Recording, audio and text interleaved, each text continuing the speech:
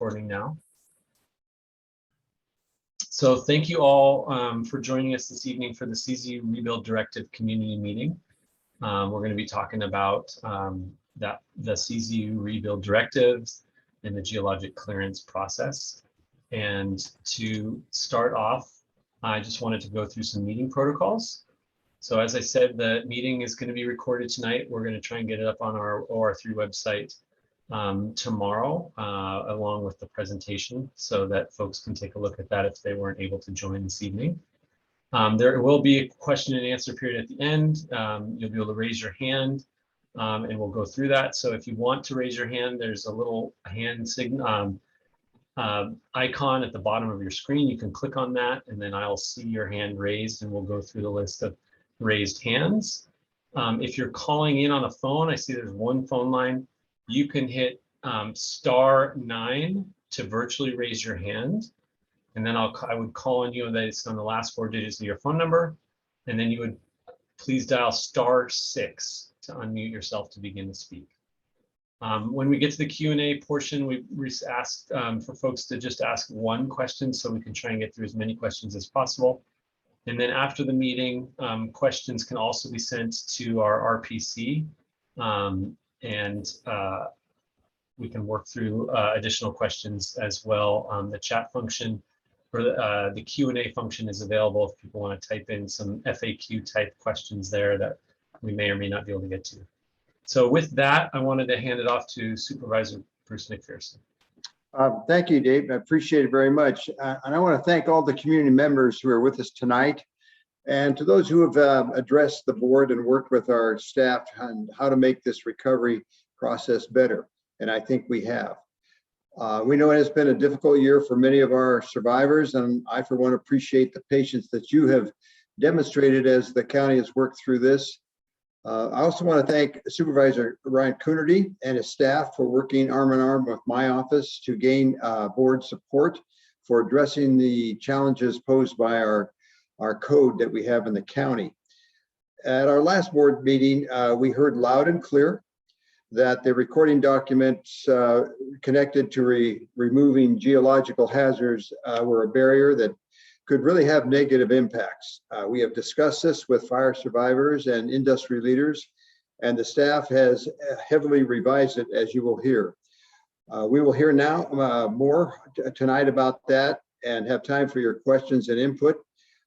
Thank you again for attending tonight. I think we've made some really great progress, and we welcome your comments after all the presentations have been made. Thank you very much, and thank you for your patience and kindness as we have tried to revise this to satisfy more of our residents, which we know are suffering greatly. So thank you, and back to you, Dave. Thanks, Supervisor. So this evening, I just wanted, before we get into some quick introductions, I wanted to just set some goals, objectives, and hopeful outcomes from tonight's conversation. So our goal tonight is to kind of build some community understanding and hear from the community, as the supervisor articulated, on some of the work that staff has done to address some valid questions, concerns, and issues that were raised through the board process. We want to try and present a clear path to getting geologic clearance. We want to review the recorded documents as drafted. A lot of work has gone into those, so we want to share that work with you and present the work that's been done to kind of bring those documents into conformance with standard practices. And then again, we're going to do some answering questions and hopefully provide clarity. As an outcome, we want to hopefully provide clarity on the next steps for fire families. And so, in addition to that, I just want to take a second and just acknowledge that this process, I want to appreciate the community's engagement with the board and with staff on this. I think it's been a journey. I think we're trying to get this fixed and get this right so that folks can move forward and start getting their clearances, getting their building permits and rebuilding and getting back into their homes.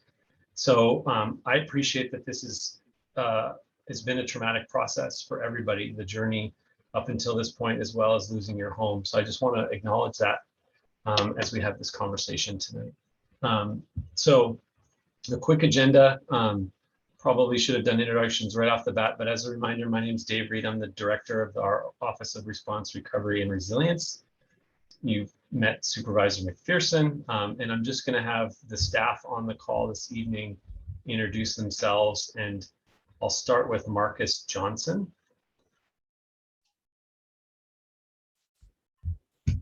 You're muted, Marcus. Gotta love Zoom.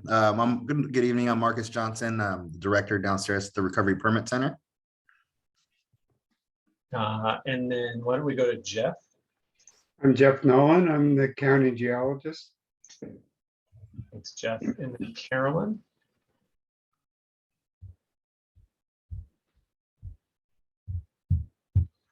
Carolyn was having some connectivity issues.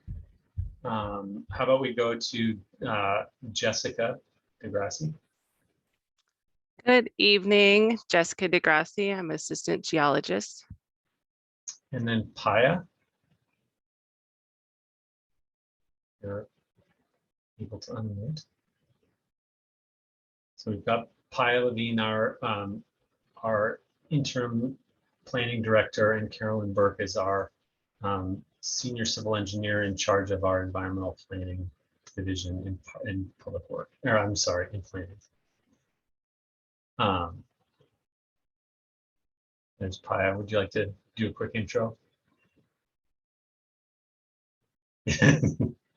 She's muted. You're muted as well. Sorry. It's all right. It's our Zoom condition. The Zoom keeps turning it back onto mute. Good evening. My name is Paya Levine, and I'm the interim planning director. Happy to be here. All right. So thanks, everybody. Again, to review the agenda tonight, we're going to talk about review the Czu Rebuild resolution, and specifically the eligibility requirements for those who are interested in using the Czu Rebuild Directive. We want to present the geologic clearance process options, because now there are two options that you have available in terms of obtaining your geologic clearance. We want to talk about and present the Czu Rebuild Directive Notice of Geologic Hazards. So the recorded documents. There are kind of three flavors of those documents. One for inside the Atkins study area, one for outside the Atkins study area, and then another if you're choosing to follow the Chapter 1610 process and you're inside the Atkins study area. And then we'll follow up with questions. So there's a lot of information this evening again, and I'm going to try and go through it relatively quickly so that we have time for plenty of questions. Please know that the presentation will be posted again online. And we will have that question time if we miss something or if you want to return to a slide. So the Czu Rebuild Directive, just wanting to go through the pieces of that I think that are important, that Marcus and the Recovery Permit Center have already started to identify for folks. So from an eligibility standpoint, if you were the primary property owner or the property owner at the time of the start of the fire in August 16, 2020, then you're eligible to use the Czu Rebuild Directive. The intent of that is that we want to provide the greatest benefit to those of you who've had the greatest loss. And so for properties that have transferred ownership, we're really focusing on the primary property owners. Owners with permitted residence or properties that have been treated as legal non-conforming based on the construction before 1996. So focusing on those structures that were permitted or legal non-conforming with construction before 86 are eligible for the Czu Rebuild Directive. And then what type of project? Again, it's primarily focusing on rebuilding primary and accessory dwelling units. So to try and get you back in a home. Replacement of structures that are no more than 10% larger than the original structure. And the intent of it there is so that you're not significantly increasing the level of risk that you may have had before. And then in substantially the same location, unless there's a better site is available to lower the risks. And then you'll be recording a document as well. So this is a big slide. I'll go through it. And again, please don't worry about trying to digest it all, but just to give you a sense of the two processes now in obtaining a geologic clearance. And again, Marcus and Paya and Carolyn and Jeff and Jessica have worked through this, and we're ready to try and start implementing this very soon. So for those of you interested in doing the Czu Rebuild Directive, the first step obviously is meeting those eligibility requirements. And then you can request to implement the Czu Rebuild Directive and your geologic clearance is issued. So if you have all three of your geologic clearances issued, then you can work to have your geotechnical engineer prepare a report and structural designs for your foundation that are consistent with the California Building Code. There's no county or RPC peer review of that geotechnical report. It just has to integrate it has to be consistent with California Building Code requirements. You can submit your plans. They get reviewed and approved. Average time on that is still in that kind of 7 to 10 days range, generally speaking. Then you'll know once you've had approval before your permit is issued, you'll have to record the notice of geologic hazard document, and then you can get your permit.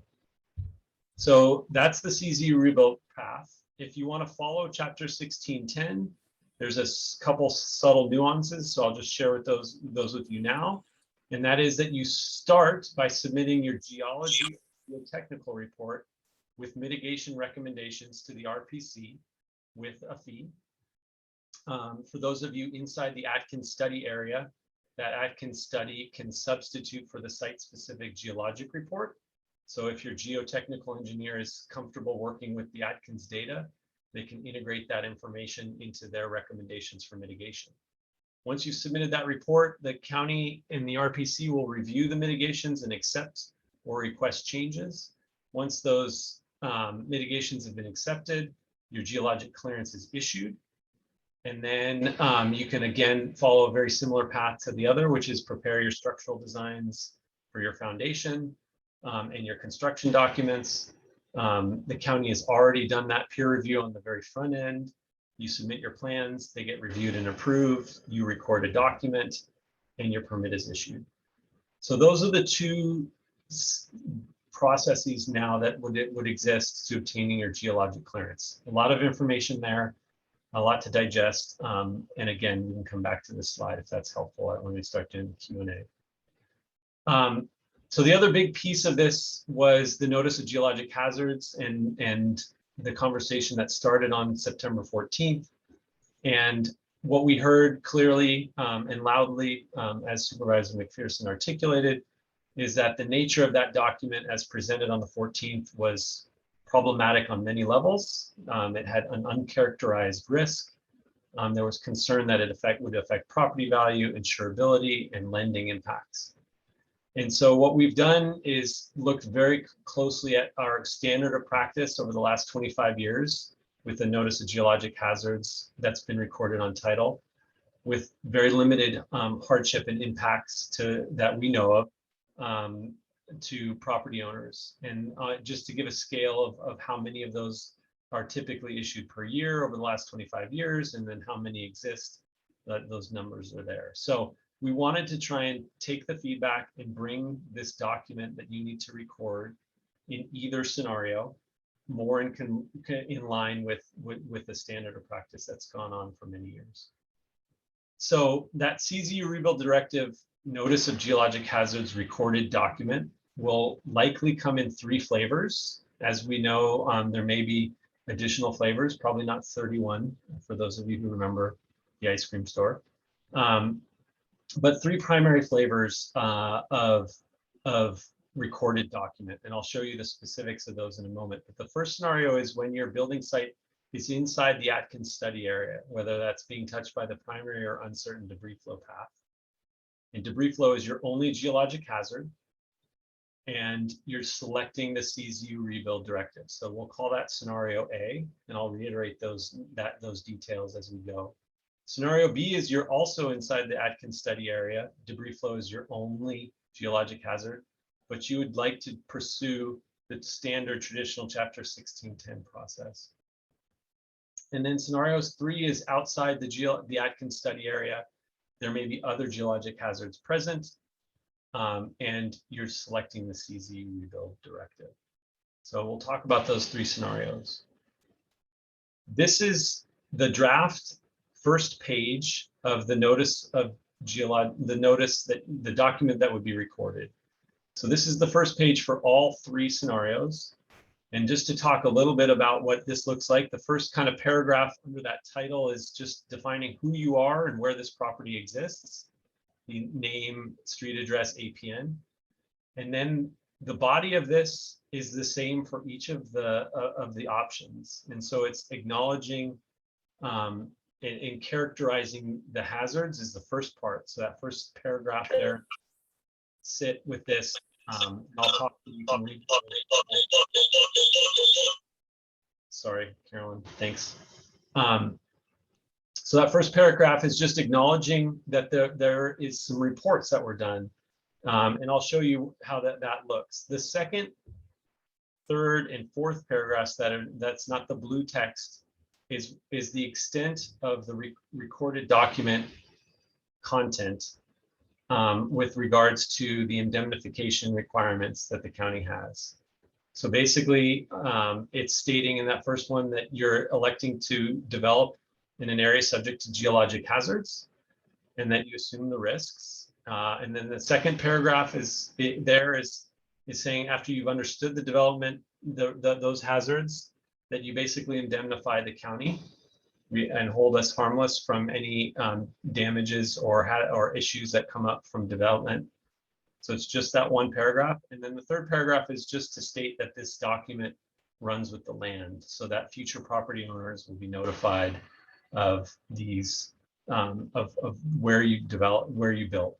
And that's consistent for all 3 of the documents. The second page of the document, so there's only 2 pages really. It's probably a little bit more than 2 pages when you fit in this blue part, and I'll show you the blue part in a second. But the second page is essentially just the notarizing component of it. So that's just for notary purposes when you notarize to record the document.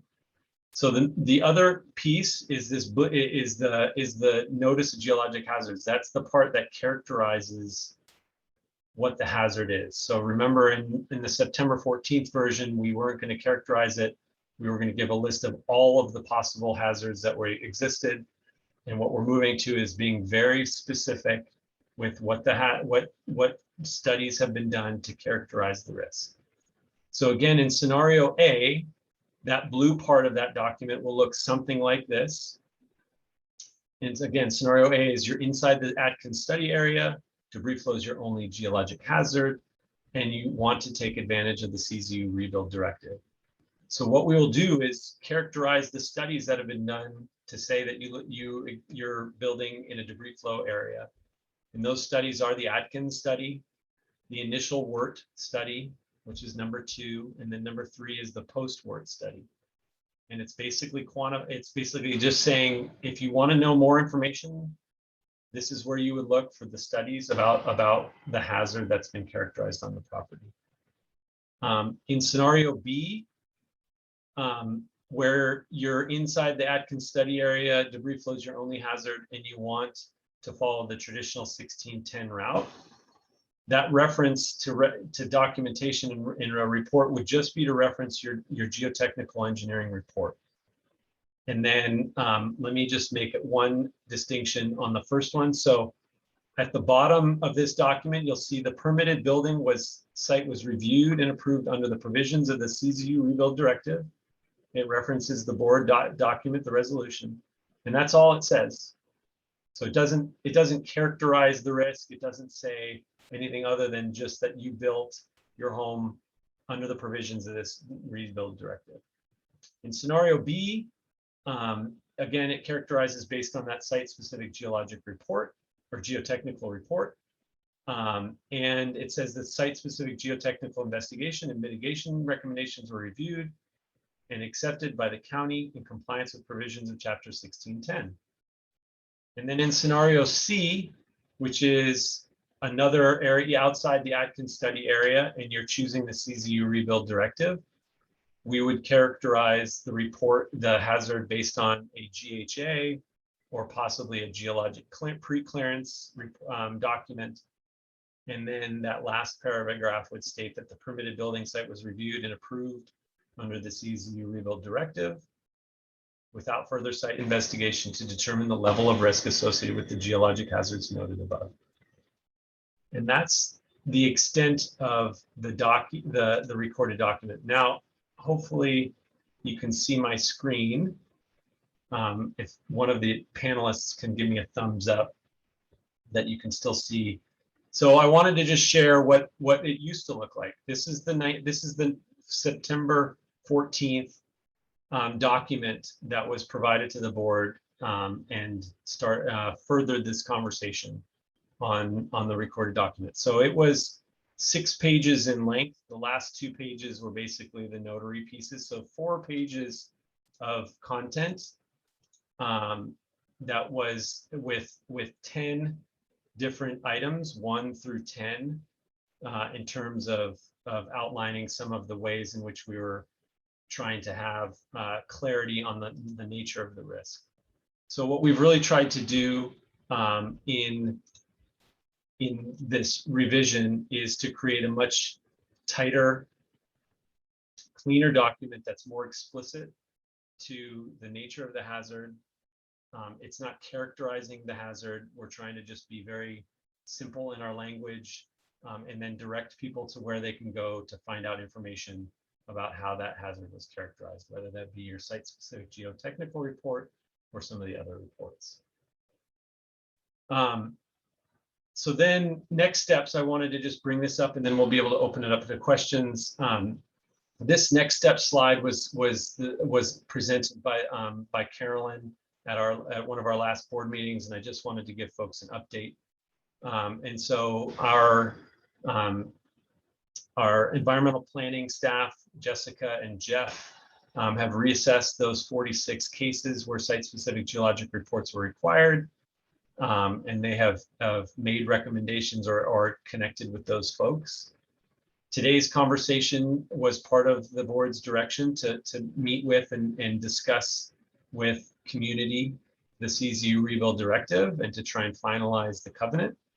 And then what we want to do tonight, there is a Q&A function. I believe it should be active. We want to collect FAQ type questions. We are developing a list of those as well. So we want to build those and put those up on the RPC and OR3 website so that people can kind of see some frequently asked questions. Then we will be scheduling some individual community meetings, not only to go over this content and on a site-by-site basis, but also just to review the Atkins study and help people digest that information and how to use it best. We did meet with geotechnical and geologic consultants to share with them the Atkins study data and encourage them to use that in supporting folks' rebuild efforts. And then what we're really hoping to do is to support rebuilders discussing this information with their geotechnical and geologic consultants and understand their paths forward. I think there are already a number of community members who have geotechnical consultants that are understanding the path forward. And we hope that there's a market-driven identification of those consultants that are comfortable working with in the Czu burn area, are comfortable working with the Atkins study and helping folks get through the process and getting their permits. And then obviously we're hoping that this creates a very clear pathway to obtaining the geologic clearance so that more of you can move forward and be getting your permits or submitting your plans to get your permits. So I will probably stop my screen share and I can always put this back up. But as a reminder, Marcus and his team are ready to answer questions at any stage. If you're deep into this process and you want to talk about the Czu Rebuild Directive, or if you're just beginning and have been waiting for this all to land before you engage, this information hopefully will help you. You can make an appointment. All of this information is on our website as well, the fire recovery website. If you go to the county site, there's a link right at the front page, landing page of the county's website Those are the hours of operation and such. So with that, I'm gonna zoom back up to the top as a reminder on questions. I see 3 people raise their hands so far, but just as a reminder, you can raise your hand. There's a little icon at the bottom. There is a Q&A function there. We'll focus on hands raised first. And if we can get to Q&A questions, we will. If we can't get to Q&A questions, we'll build those into an FAQ and at least hopefully respond to that specific person because your name is associated with it. I see Mark and Theo have put in some questions already. So with that, I'm going to stop my screen share. And I can always bring it back up if a specific question asked, or a specific attendee asks for that. And then I am going to take a look, and it looks like, so I'm going to promote folks to a panelist to ask their question. You can leave your camera on or off, it's up to you. And then once you're a panelist, you can unmute yourself and ask your question. So I'm going to start with Hannah.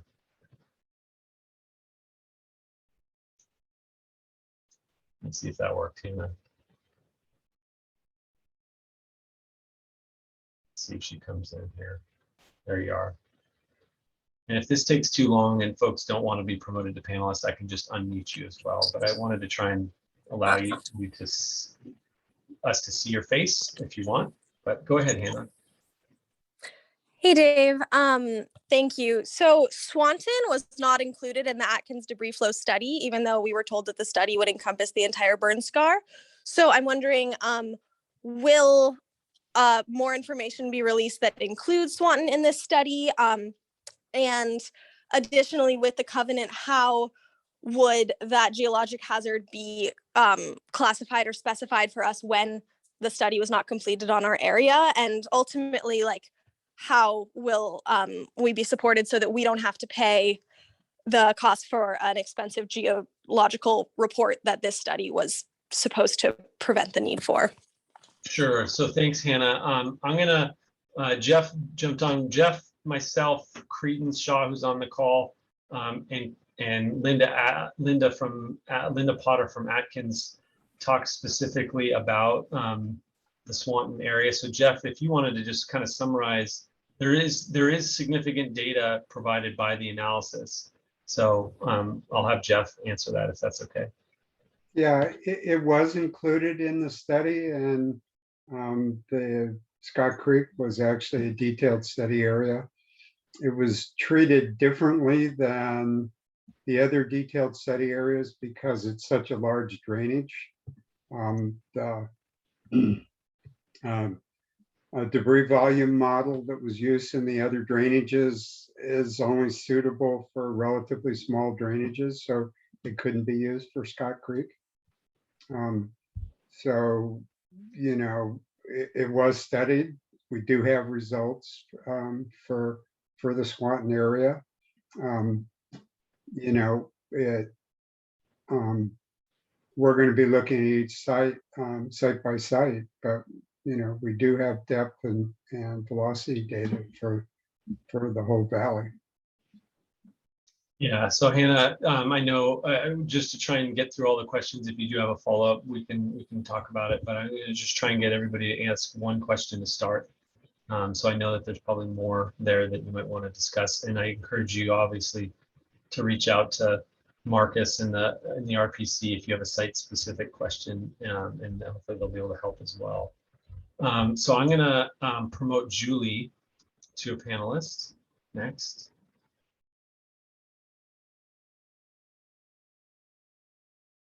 Julie, you can unmute yourself, and if you want your camera on or off, it's up to you. Well, just unmute me. It's pretty dark over here. Thanks very much for this meeting and the work that you've been doing, all of you have been doing on this. I'm trying to boil up just to be sure, I guess, that from what you presented, David, is that this information about the geological condition of our properties is going to go with the permit and not the title. Good good question. And so let me see if I can clarify, and Paya or Carolyn, if I misspeak, please feel free to chime in. So you're going to be required to record the document before permit issuance in the sequence of events, but the document is recorded onto your title, and it goes with the property into the, in terms of if you sell the property, that document will be part of the record for the future property owner. So it is recorded, it still is recorded on title, but we've tried to keep the content of it very specific and tailored, and the description to not make it, to characterize it as a high risk, you're in a very dangerous, it's just stating as plainly as we can, this is the risk or the hazard as defined by these criteria. Yeah, my concern is still that that could be seen as, I don't know how insurance sees it. I don't know how lending sees it. But that it still creates this situation where your neighbor whose house didn't burn, who's on the same geological footprint, basically, has no ding on their title, and we do. Yeah. So so I'm gonna try and answer some of that, and then we may, you can raise your hand again if I don't get through all of that. Thanks. So we have been doing some outreach to lenders. So I've spoken with Fannie Mae about the recordation process, and they've expressed to me that this document by itself would not preclude them from accepting these loans.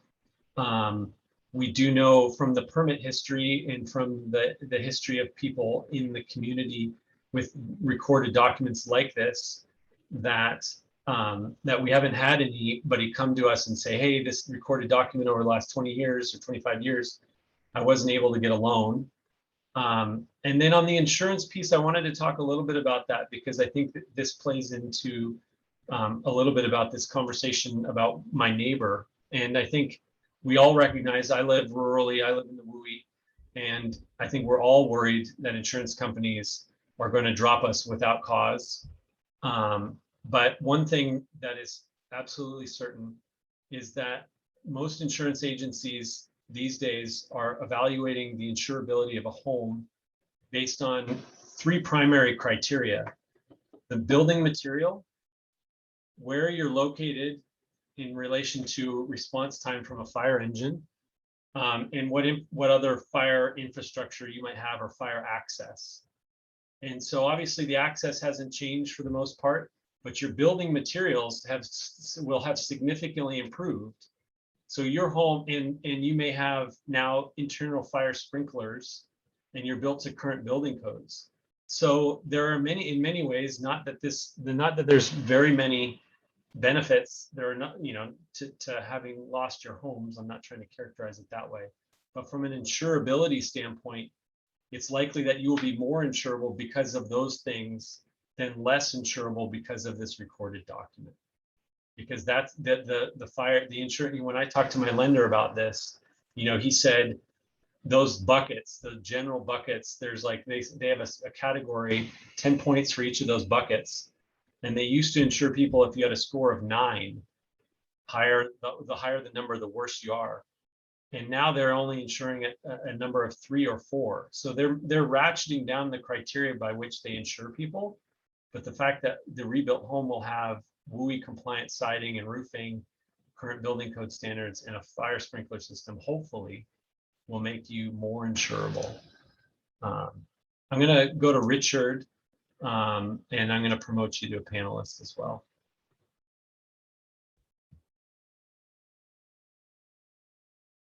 And then you can unmute.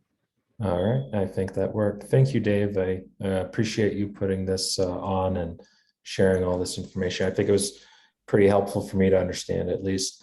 On option B, I had a question about the blue text. It mentions the geo report, but I think I am going to end up with 2 kind of reports. One, the report, and then a letter saying that the plan is, suitably mitigating risks and all that kind of stuff. Would we be allowed to include references to both so they know of the existence of the report and then that there is something about what we did with that? Yeah, I'll defer to Carolyn or Paya, but they're at least nodding. Go ahead, Yeah. Carolyn. Hi. So thanks, Richard. So the letter that you're going to get is a plan review letter that states that your plans are in conformance with the recommendations of the report. And that's a requirement for anyone with a geotechnical report when they submit it for their building permit application. They would include that letter from their geotechnical engineer. So everyone will have that letter, and your report itself would be what we would cite in the recorded document. And then we state, that you received a building permit, and that would infer that it was done in conformance with the recommendations of the report. Thanks, Carolyn. Again, let me get to Karen for our next question. So I'm going to promote you, Karen, and then there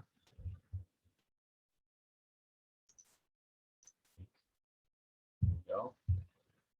And then unmute. I did unmute it. I think it remuted me. Sorry. I heard a statement that the 46 cases that had been designated as debris flow causing a rejection on the pre-clearance, that there had been outreach completed. And we didn't hear anything except for, Dave, you and I corresponding. So was there some other form of outreach from that we should have heard about? Yeah, so I may have mischaracterized that or misused the right words. So maybe Jessica or Jeff, do you want to kind of describe kind of what research you've done on those 46 properties? And it was 46 properties that had gone through the clearance process and been told they need a geologic report. And so some of those now might not need a geologic report because of the Atkins study, but Jessica or Jeff, do you want to elaborate?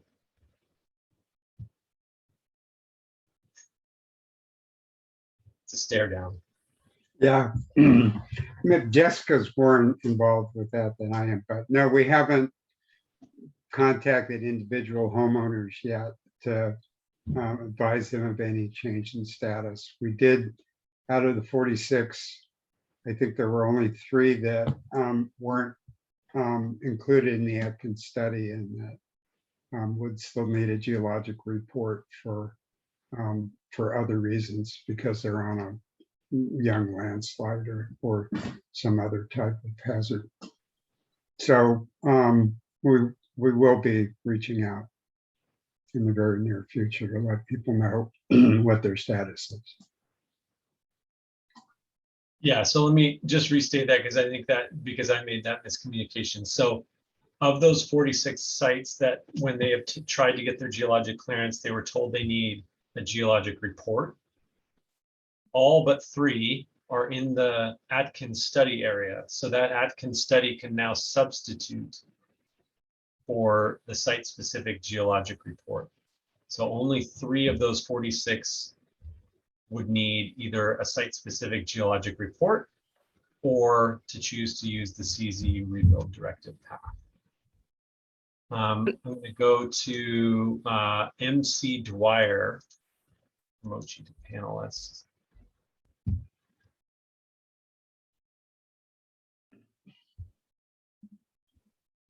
And then you can go ahead and unmute MC. All right, thank you. So I'm piecing this together as we go. So the Atkins study can substitute for a geologic review. So it seems like you're just focused on the debris flow. What about places that are on historic landslides or have other geologic concerns? So there will be some properties that have geologic hazards other than debris flows.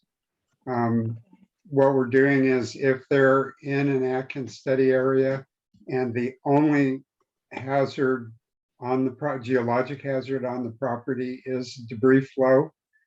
We consider the Atkins study to be a substitute for doing a geologic report.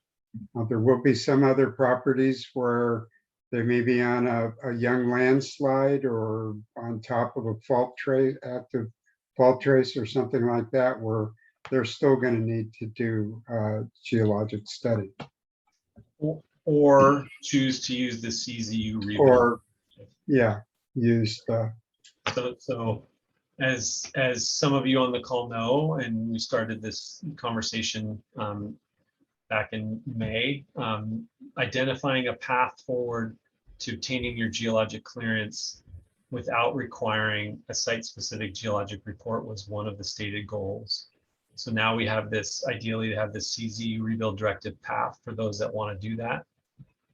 And then obviously we have the Atkins study to help many of those that with site-specific geologic reports, and you still can choose to go the 1610 route or the Czu Rebuild Directive route. But now you have those two options. Thanks, Jeff. I'm going to go to Susie and promote you to a panelist.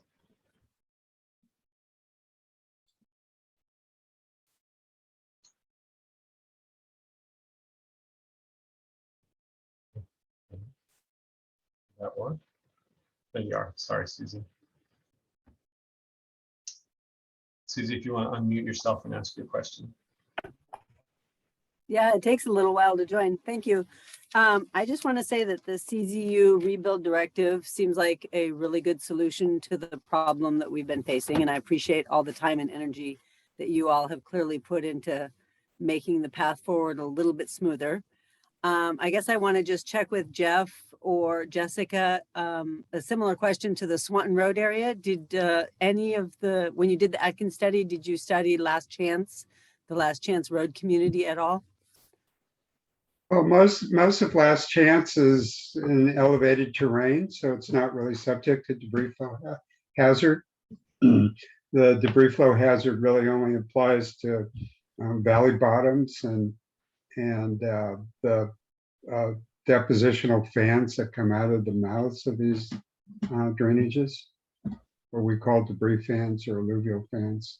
So, you know, most of Last Chance is on ridgecrest or, you know, ridge flank and really is out of harm's way, at least as far as debris flows go.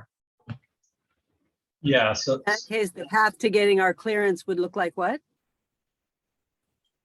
well, so as you know, Susie, out on Last Chance, and as Marcus and the RPC team has talked with many folks, myself included, I've talked with many folks out at Last Chance. Our biggest hurdle for many of you is that fire clearance piece. And so I know I spoke with a number of residents out there and want to come out on the meeting in November to talk with you. But I think we still need to talk through that, and we still need to find a path forward and a strategy, because I know Marcus's fire clearance team has been out to a number of properties out there. And I think Marcus, is that accurate? Like fire clearance is our biggest hurdle out there. And then obviously for folks that didn't have septic systems. Correct. Yeah. And they're working with Santa Cruz Fire to come up with some alternative paths, maybe a different putting together a road community type thing. Just we're looking at several different options to try to help get people back out there as soon as possible. So Susie, I'm gonna try and get to the other questions if that's okay. Is that all right? Perfect. Thank you. Thank you. So I'm gonna jump to Julie. Let's see if it takes a second, technology. There you are, Julie. You can unmute Julie and ask your question. Okay, sorry. There we go. Is that good? Can you hear me? Yes. Okay, I came in late on this tonight. I apologize. But I read the email that was sent And one of the things I've been tracking what's going on, I'm in Bonnie Doon, that, you know, a lot of people are trying to move out because, you know, everything, it looks like Mars up here and a couple of, you know, some of the places up here. So I've just been checking and looking at what costs are, what prices are going for and whatnot. But it seems that the way I read the email, maybe I read it incorrectly, but it seems like that to be able to get the fast forward on getting your building permit, moving ahead and rebuilding, that seems to attach to the person that owned it at the time rather than to the land, which I see a lot of people trying to sell their property. And I know that that was one of the selling points. I was thinking about selling too, because it just looks like such a mountain of work to try to rebuild. And then I just thought, well, that's kind of what everybody was putting in their ads for their selling point. And now that that's changed, that it does not go with the land, it goes with the person. Is that correct? Yeah, great question, Julie. And I think that's a really important distinction to make. So the Recovery Permit Center, the streamlined permitting process, the 3 clearances and the 7-day approval process, or 7 to 10 day generally, I won't hold Marcus to that, but generally 7 to 10 day approval process for your building permit, that goes with anybody that owns the land in terms of inside the CZU rebuild. So it's not that a new property owner can't take advantage of the Recovery Permit Center resources and the Recovery Permit Center process. They absolutely can. It's just in using the CZU Rebuild Directive, which is this alternate path to implement to following Chapter 1610, which is our Geologic Hazards Ordinance. We're just allowing fire survivors who owned the property at the time to take advantage of that, because it was articulated to us that the important need of time, of reducing time and cost for fire survivors who have generally been underinsured, perhaps like yourself, we want to reduce those barriers for you. And it's not going to, the other question was, well, that's great to hear, but the other thing, the way I read it, like I said, I came in late, that there is like not like a cloud on the title, but making it difficulty if you haven't, but it sounds, those are kind of, my fears have been, now they're alleviated after listening to what you have to say about that as far as insurance, because insurance was hard to get. The reason people were uninsured is because it's so hard to get anyway. And then if you were living in an old house, it was almost impossible. So, you know, I was underinsured for that very reason. And so if you haven't gotten the geological survey because you're, you know, getting this streamlined process, we appreciate the streamlined process, but it doesn't really help if it's not going to be, if we can't sell the place, if there's some sort of cloud, or, you know, in going forward with insurance in the future, if that's going to be a problem, because we're going to have to get insured, right? Yeah, and so I mean, I think what my commitment is if we feel close, you know, I think we feel like we're close on this recorded document, I will continue to do research. Okay. You know, on that, you know, what we are hearing, right, is, you know, or what we've seen from historic practices is that this is not something that is a quote cloud on your title. You know, or affects the saleability of your home. More often those things are market driven, right? I don't like the layout of your kitchen, or I don't like the design of your home. And so if somebody loves all of those things or really wants to live there, those are more important factors in the resale value or the sale. But certainly I want to make sure to continue to do more research. I unfortunately was going to talk to my loan agent that I got a refi from and have known for 20 years and talk to him about it. I didn't get a chance to do that this afternoon, so I apologize. But Well, I will. if you can't get it refinanced and you can't sell it because, you know, unless the person has cash to buy it with, that really puts, that changes everything, and it devalues the property by a huge amount. I mean, it takes it out of the idea that the little tech guy over the hill who saved a $500,000 down payment, but he has to finance the rest if he has to pay cash. Well, there's quite a few, that really takes the pool down. As it devalues the land basically if you can't get a loan on it. Yeah, and so what we've seen in our 25 years of recording these documents is nobody has come in and said, even during kind of the height of the housing crisis where loans were very, very difficult to get, nobody came in during that process to the county and said, hey, my loan agent just told me that this document recorded that declares the geologic hazard and defines the report that characterized it didn't, what prohibited me from getting a loan. So that's where we did a lot of work to try and bring the recorded document into consistency with that practice that we've had for 25 years. But I hear you, Julie, and we will continue to do some additional outreach in that regard. Well, that's just super important. It's just super important because it really does make a difference. It's like, who's got cash to buy a house in Santa Cruz? A few people do, quite a few people do. But if somebody can't get a loan on a piece of property, then giving us the streamlined process, which is generous and it sounds generous and great, but if it's such a, if it takes it down so that there's only a few people that can really buy your house after that, if you decide to move, then that devalues the land so much. But I'm glad to hear, I feel confident from what you're saying. So this sounds good to me. I mean, what would happen if you wanted to get the geolog, say that was the problem? Is it possible? I don't know. I'm ignorant. Could you go ahead, say you're trying to sell your house and that somehow became an issue? Could you just go ahead and say, okay, well, to hell with it. I'll just pay the $30,000 and get the geological study done. And then we'll see if take that off the title. Is that possible? So, yeah, so I think that's it's a great question. And I'll answer that. And then I want to get to the other questions and we have a chat. So thank you, Julie. I think what's important to remind everybody about is that if you follow the traditional path, if you were outside of the burn area and you were developing a new property or redeveloping an existing property in a geologically hazardous area, you would go through the same 1610 process. You would get a site-specific geologic report. It would provide mitigation recommendations. Planning staff would review it and approve it, and you would still record something on your title. So to Julie's point, if you follow the 1610 path or you follow the Czu Rebuild Directive path, you'll still be recording something on title.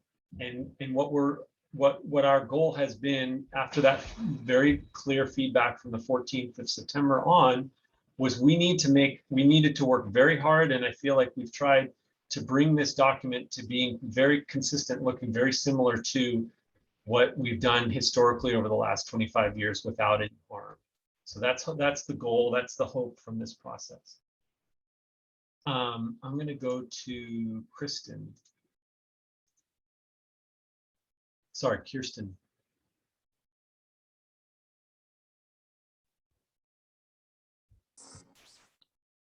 Hi, everybody. Thanks. As I want to echo everyone's thanks for how hard you've worked, as Dave says, to thread the needle between safety and making people whole. You've done a great job on that. The challenge that I'm sort of facing, and I am in the creek drainage, which is the free flow, significant free flow risk, is understanding the action survey. Normally, the geologist would sort of interpret for us because we have to work with the geologist.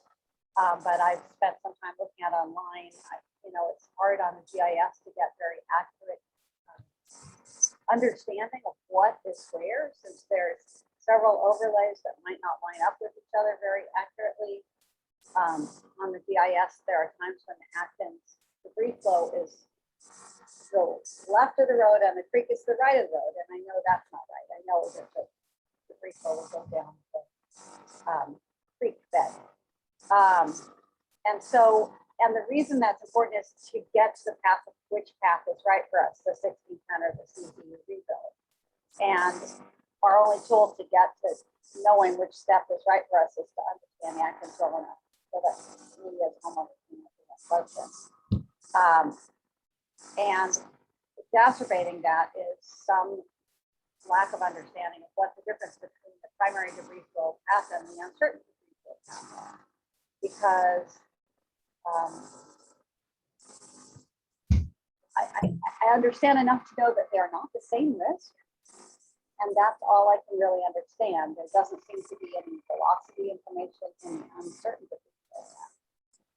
There doesn't seem to be depth information in the uncertain debris flow path. It just seems to be like a border, a decorative border on the edge of the primary debris flow path with straight edges, even though the topography is quite undulating. So I guess the thing I would ask of the panelists would be to help us find a path to understanding what Atkins does. Yeah, so I got most of that, and I know it might have been hard for folks online to hear all that. So, Kirsten, let me try and answer your question and articulate a little bit more on that piece. So I'm gonna put you back as an attendee. So she brought up a very good point, which is that the Atkins study is complicated and there's lots of information there. And so one of the things that we want to do is have the neighborhood scale conversation. So Kirsten was from Clear Creek, if you didn't hear that. And we want to have basin scale conversations with folks to help them understand what the study means. The primary, as she said, what is the difference between the primary debris flow path and the uncertain debris flow path? How to interpret the data. We're not going to be able to solve or answer everybody's site-specific questions in a neighborhood scale meeting, but the intent is at least to try and contextualize what the information means.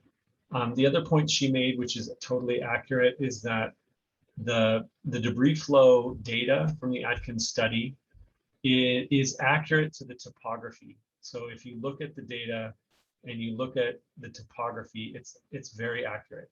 What's not accurate in many neighborhoods, and Jeff and Jessica have dealt with this for many years, and also just with this particular issue, is sometimes the parcel layer does not align with the terrain accurately. So as Kirsten was saying, sometimes it shows that the parcel is on the wrong side of the creek, even though we all know that the parcel is on a different side of the creek.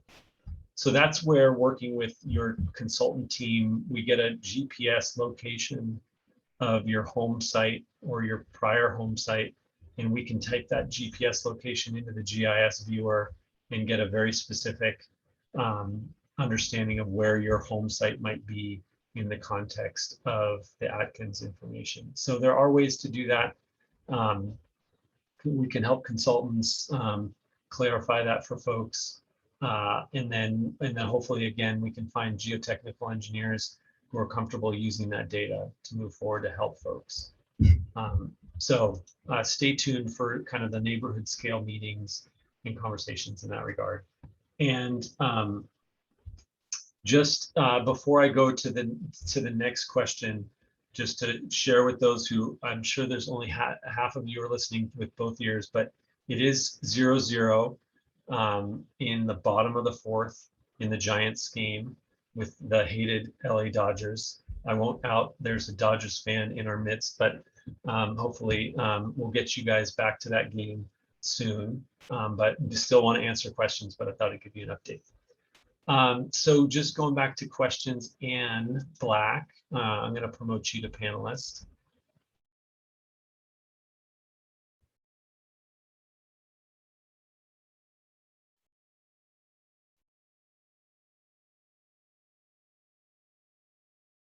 Anne, go ahead, you can unmute.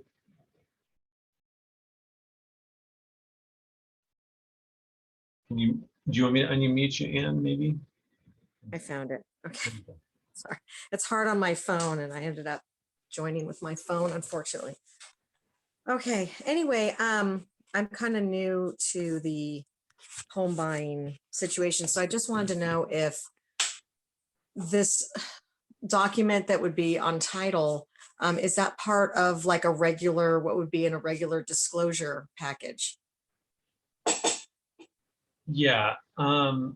my understanding, right, in every, when somebody does a title report as part of the purchase or sale of a home, that title report would likely have this document in it amongst all of the potentially other things that are on that title. So it is part of that packet of information, when you buy a house or sell a house, and you got all those stacks of paper, it would likely be a part of that collection of documentation. Okay. Moving forward. So if you rebuild your home and you decide to go the 1610 route or the CZU Rebuild Directive route, you'll record a document on your title in either of those two scenarios.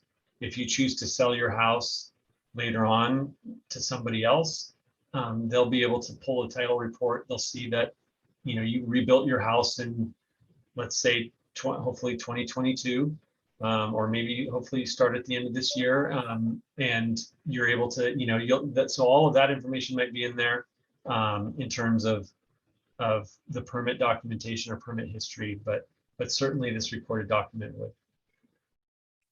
Okay, so how is it different than the disclosures from, it is different from like the disclosures from a seller, isn't it?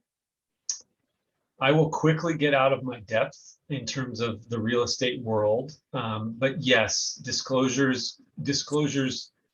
I remember when I bought my home, the disclosures were like, the neighbor has a barking dog, right? Or disclosures can be a wide variety, smells coming from the house, blah, blah, like they can be any kind of flavor of thing that is not like, that is not related to the nature of the construction of the home, or things like this, the recorded document. So, but I'm stretching to try and give you an informed answer, and I'm sure I there's. guess I'm trying to understand why the report wouldn't be part of the regular disclosures. Why is it somewhere else? Why is all of the fact that the home is in a previously burned area, and there's this uncertain risk that will expire in X amount of years, and how come it's not part of the regular disclosures?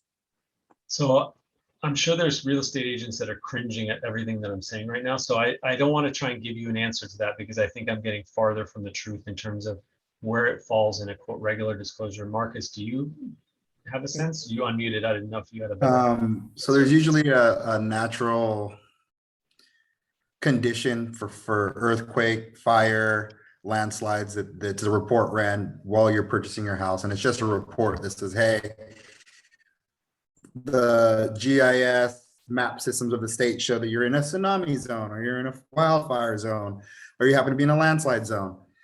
So those will show up no matter what, with or without a recording that, just in a normal process. So I think what we're really saying is, so Santa Cruz County and a lot of jurisdictions in throughout California, there you have the standard building code model. And it's standard. It's the minimum standard that the state is requiring for construction. Within that, you have the ability as a jurisdiction to add things to the code that is a little more stringent for your specific jurisdiction, your area. So like in Tahoe, they have elevated snow loads, and some places in the lower deserts, they have higher wind loads. Fortunately, in Santa Cruz County, we have slides, and the terrain is actually what makes it a little bit different. So that's where 1610 comes about. So really what we're saying is we're using the California Building Code standard to mitigate these properties. And that's because a lot of these properties were constructed prior to, 82 or 83 when 1610 really came about. So that's really the difference. There's still a mitigation that's going to happen. It's just now we're saying we're kind of stepping back a little bit on the county side of it, as far as we know there is a little bit of elevated hazards. We would look into it a little more, and we're saying we're just stepping back and saying we're going back to the code standards because of these particular things. Yeah, I mean, I think the other thing, and I want to get to the other two questions, but the other point I would make is that One reason this is recorded on title is that it then goes, it goes with the property. And so into the future for the next property owner, it's there. And it's really about trying to be consistent with what we've done over the last 25 years. And by recording it on your title, it ensures that that future property owners will see it and be informed about the information. So sometimes disclosures can fall into different categories where that unscrupulous seller might not choose to tell somebody that they had a water leak in their bathroom and it flooded out their house, and then all of a sudden the new property owner comes in and there's a mold problem, right? They didn't disclose some sort of damage. So when you make it subjective, or when you don't record it on title, you don't preserve and ensure that that is noticed to future buyers a little bit. But let me grab the last couple of questions, and then we have a few questions in the Q&A that we'll try and get to as well. So we still have 3 more questions of hands raised. So I'm going to go to Catherine Wilson.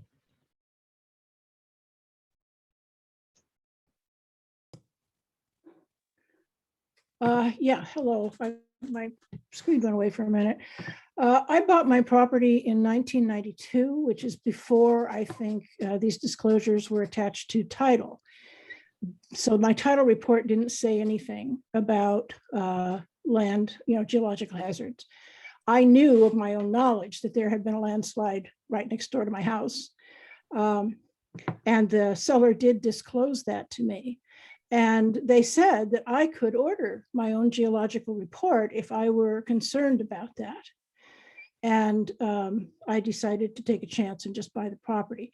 So assuming I will now have this thing on my title, if I wanted to sell the property, wouldn't it be a possibility that either I or the buyer or both of us together could order the geological report to set their mind at ease? Wouldn't that be a way to deal with this? Yeah, you're great question, Catherine. And I think that's a great point to make, or to follow up or pull that thread a little bit.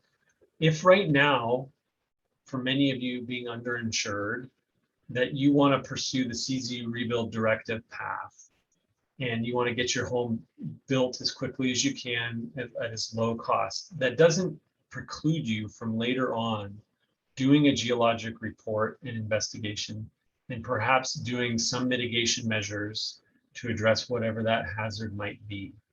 So it doesn't preclude you down the line from doing some work to make your home safer. But in many circumstances, your geotechnical engineer will evaluate the site conditions, and because they are required by the California Building Code to address slope stability issues, including things like debris flows, they're gonna likely, the geotechnical engineering community is likely going to do a lot of things that may look similar to what you would have done through a geologic report. So it just kind of depends on the industry. It'll be a market-driven circumstance, but it definitely, taking the Czu Rebuild Directive path and recording that document doesn't mean you can't do a geologic report later.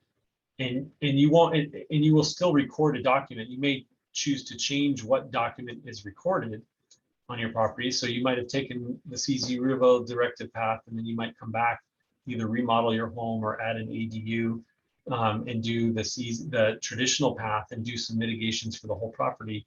You would then record a different document, right, that says you followed chapter 1610 in your geologic report or your geotechnical engineering report recommended these mitigations. So you can definitely do that in out of sequence if down the line the financial circumstance changes for you. I did want to mention something that's really, like, because I think it's important to mention for folks, because I know we had an earlier caller from Bonnie Doon who was weighing whether or not to rebuild and evaluating the finances of rebuilding.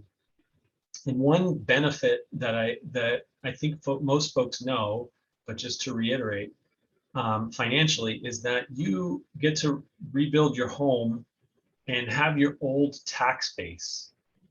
And so that can be a significant savings for you versus selling your home and buying a new home. So just to keep that in mind, that if you build this, you will be assessed on the same square footage at that prior rate. So for the property owner who owned a home since the 1950s or the 1980s, when your tax base was much lower, if you build the exact same house brand new, you'll be assessed on that old rate. If you build a slightly larger house, the existing square footage that was there before, you will be assessed on the old rate for that existing square footage, and the new square footage would be assessed at the new rate. So when you're thinking about some of those, you're going through the math of what to do, keep that in mind as well. And I also just want to reiterate that the long-term recovery group is a great resource to helping folks navigate some of these financial questions as well. Julie, I'm going to promote you to panelist, and then that might be our last hand for now. And we can try and get to a few of the questions before we try and wrap up by 8 o'clock and get people back to the Giants game. Great, thanks, David. So when we're talking about it's the debris flow that is the geological risk in our situation, correct? That we've all been talking about, that all this work is based around. And that the debris, versus a few other issues that, geological issues that may have been complicated. But I guess my question is that we know that the debris flow has a lifespan, that the debris flow doesn't last for 30 years, that risk doesn't last for that long, that it's been estimated, I've heard 5 years. Why doesn't that come off the title after 5 years? Because it's no longer a risk. It's a great question, Julie, and I want to take some ownership in giving you an answer. I think I didn't do a good enough job in many of the early community meetings making the distinction. So I have propagated some of this. So I didn't do a good enough job making the distinction that debris flow as an erosional process, as a process of lowering, as rain has fallen on the Santa Cruz Mountains, debris flows have existed for forever. Many, the way that the mountains have changed shape over thousands of years has been through debris flows in many cases, or large scale landslides. So what we had talked about early on in the conversation around debris flow, and what we tried to what we did in December in our community meetings in terms of educating people about debris flow, was really about the fire exacerbated elevated risk of debris flow after, in the immediate 3 to 5 years after a fire. So that nomenclature kind of stuck with people, and I totally get that we wanted to alert people to the very real fear that we could get a debris flow, because it's the risk and the probability of it is much higher after a fire, but it doesn't go away and disappear. It returns to the baseline level of hazard, which in many of these areas, debris, that you're basically, if you trenched through your property, you would see multiple layers of debris flows over time. And there's a place out in White House Canyon where they did this, and they trenched and they saw multiple layers of debris flows, and they're trying to date those to try and give us a sense of how frequently those have happened. But they have happened throughout time. So it won't disappear, but it's just very high in an elevated risk for the 3 to 5 years. So I hope that tries to clarify. I know that we really focused on the fire exacerbated debris flow risk and didn't do a good enough job saying there's still a very real baseline debris flow risk. I mean, there's somebody was killed in the 1950s in a debris flow in Swanton, in the Swanton Valley, as an example, and we've got Love Creek and other large landslide events. So landslides and debris flows have been part of this landscape long before we got here. Well, it wasn't on my title when I bought my house. And these mountains, they come down. We know that. My other concern is that we've got all of these trees as battering rams for a potential debris flow, is that we really are going to need to come up with a fire burn scar program to clear the fuel that sits out there that threatens not only fire, but debris flow as well. It's a huge problem out there. You're right, Julie, and I know exactly where you live, and I know the property that sits above you and who owns it, and I would love to find a way to find a great steward for that land to address those issues and many others. But we certainly, the other thing I will just reiterate to everybody, right, is one of the other values of the debris flow study by Atkins that was funded by our community foundation is that I'm going to use that data to try and seek grant funding to build debris flow fences in some of these high hazard basins to provide lasting, resilient infrastructure to protect homes. So that's on my Great. work for sure. Great. Also just clearing the fallen trees is to get rid of the fuel that's just sitting there waiting to burn. It's everywhere. It's not just mine, of course. It's really all throughout this whole scar. So hopefully we can come up with a solution for that. That would be awesome. Yeah, I would love to get everybody started building and Yeah. work on that as well for sure. Yeah. Thank Okay. you. Thank you. Thanks.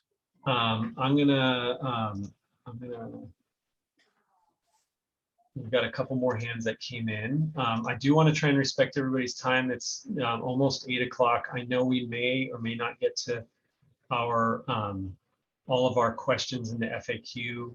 There's a lot of really good ones in there. I have everybody's contact information through Teams, and then I have all of your names in the questions. So I will endeavor to either, and it looks like Carolyn has been answering some of these questions, or maybe been trying to answer some of them. So thank you so much for that. So a couple more hands. We're going to go to Rebecca. And while Rebecca's coming in, I will say that it is still 0-0 in the end of the fifth. Pitching duel. We're going to save the high stress innings, hopefully, for everybody to get back to the game. So Rebecca, do you want to unmute yourself? Here we go. Can everybody hear me? Yes. Great, fantastic. I'm just going to allude back to your last explanation where you said that because we were hearing a lot about the debris flows lasting up to 5 years. I'm from the Clear Creek area. It's designated in the Atkins study. It shows the debris flow going down our street. I'm up on the steep hillside. Jeff might know my property. He's come out to it. We've started the full geological report and geotechnical report. So that's the route we've chosen. So that Atkins study, even though I'm out of the debris flow area and have my own issues, shows the flow going all the way down the street. It shows it going all the way past Highway 9 and flowing both sides of Highway 9 and encompassing all those houses. So when we take a look at the title information, I thought that was a really good point about taking that off after so long. But if we accept the fact that we can have it on there continually, I think it's only fair for people who are in the direct line of the debris flow to have something like that as well, that we wouldn't be penalized because we did lose our home in the fire. Just want to think what you thought about that. Yeah, that's a great question. I know that I've had conversations with Julie, who just spoke about this as well. And so what I would say is that the county, the standard procedure for the county is that at the time of what we call an entitlement is the issuance of a permit. That is the time in which we have the ability to ask you to record a document, because you're asking for a permit to build something, and we're going to place the quote unquote requirement of recording something on your title at that time. It's not been our standard of practice to go proactively to homes in hazardous areas, whether that be along the coastline or whether that be within a fault zone or in a debris flow area like this, and say, hey, you need to go record this document.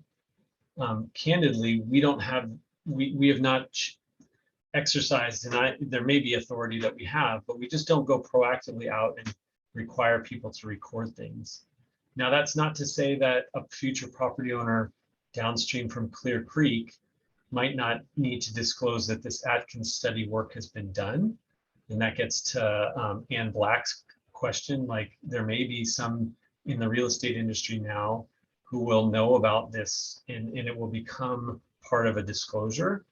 But specifically to the Clear Creek area, because I've driven up there and I know and understand the complexities in your community in rebuilding there.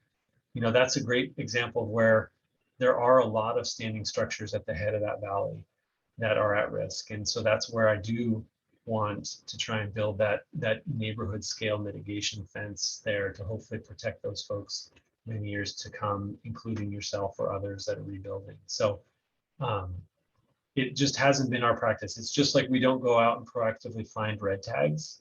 We respond to people that have built illegally or doing things illegally on a complaint-based system. And part of that is a resource limitation, but also part of it is, you know, if you've done something illegally and it's not causing people harm, you know, we're not out there trying to police in that aggressive a manner.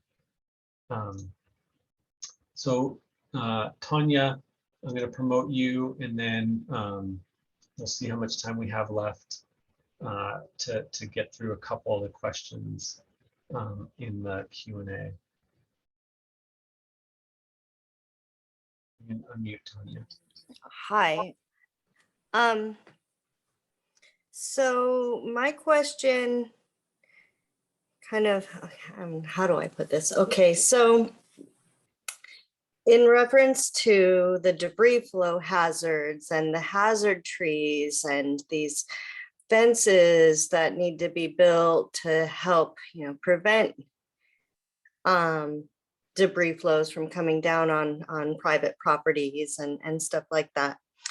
The county and state parks were given a grant by the state of California to help restore Big Basin, the Alba Schoolhouse, and other such public properties, and probably meant to help mitigate some of these risks too.